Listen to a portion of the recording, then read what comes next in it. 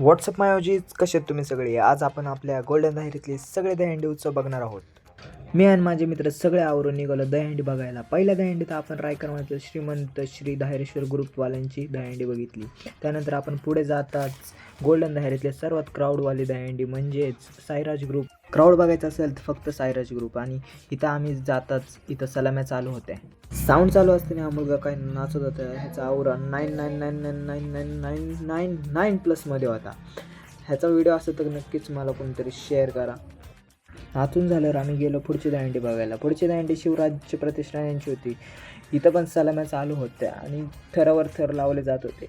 थर लावताना ह्यांचा संयम दिसून येतो. त्यांनी ते वर्षभर केलेला प्रयत्न ते त्यांचे कष्ट दिसून येते. पुढची दहीहंडी ही महाराष्ट्र नवनिर्माण सेनेची यांनी यावेळेस अन्नकोट सोहळ्याचे आयोजन केले होते.